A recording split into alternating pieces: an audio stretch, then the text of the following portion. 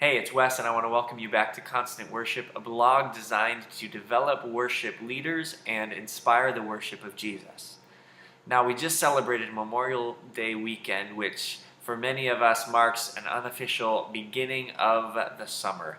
And historically, in many churches, especially in the United States, it marks the beginning of what we call summer slump, both in church attendance and in a lot of ways church engagement. Now, I know in our location, our pastor yesterday talked pretty openly about this during the announcements and actually challenged people to buck against the norm and commit to being there and engaged in various ways over the summer. Now, that said, I know that the 4th of July weekend and family vacations happen over these months, and so for as much as you want to, there's going to be hits and misses in a different way than during the school year. At least here in the United States, that's how the calendar works. So I want to encourage you, worship leaders, to think about this not as a depressing season, but as a season to really take advantage of in two main ways. One, be really intentional about not introducing too many songs. Now, if you didn't get to see it, the last post dealt with how to intentionally teach your congregation a songbook. Why? Because at the end of the day, what we are fostering is an environment where people are owning their worship, where they're actually praying and singing and consciously connecting with Jesus via the music and the words on the screen, making it their own.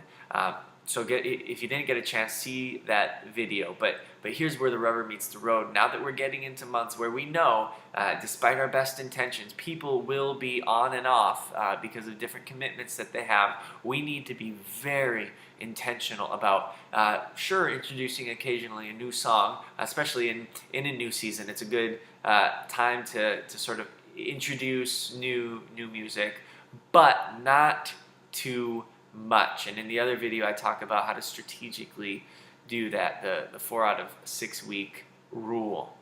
So, number one, don't introduce too much new music.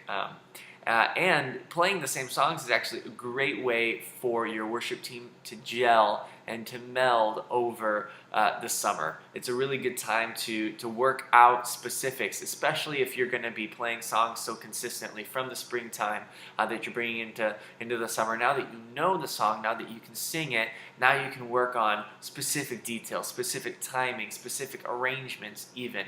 Great time during the summer to take advantage of these months and to take those steps as a team. Here's the second part of my challenge to you, worship leaders and worship teams.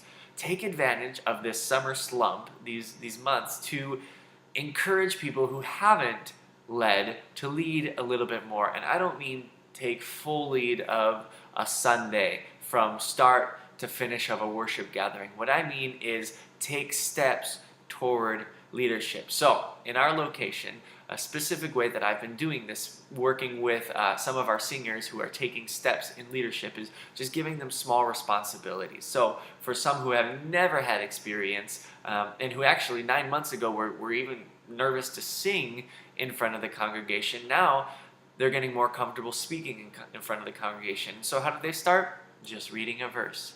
Reading a verse and then saying, "Sing with us." And it goes straight in, it's tied perfectly into the song. For another one of our singers who has a little bit more experience speaking in front of others and taking steps in leadership now, she's actually doing some of the directives, not during the songs yet, but in between songs. So from the start of the service, hey, we want to welcome you to our church, and then in between songs when we take a moment to turn around and say hello to one another, really working with her specifically to be concise, to be clear, to have the energy and the invitation as a worship leader on stage, but also to avoid the sort of Christianese words, so that we're clearly directing, clearly leading people who are in an almost post-Christian society, as we are here in the United States. So those are my 2 challenges. Now that we are officially into the summer slump, worship leaders, 1, take advantage of this time to not introduce too many songs and really develop your team in specific ways musically, and 2, allow other people to take the reins of leadership a little bit more. Maybe it is time to let someone take full reins, full leadership of a worship gathering from start to finish. That might be a great step of faith, and honestly, now is the time during June, July, August, these summer slump months.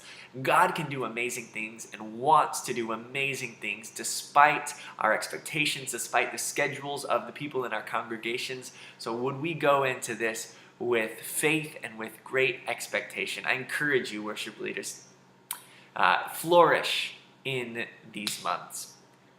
Please leave your comments below. I would love to hear from you. Continue the conversation. If you're not seeing this on the site, click to a link nearby. Love to hear from you, and we'll continue this dialogue.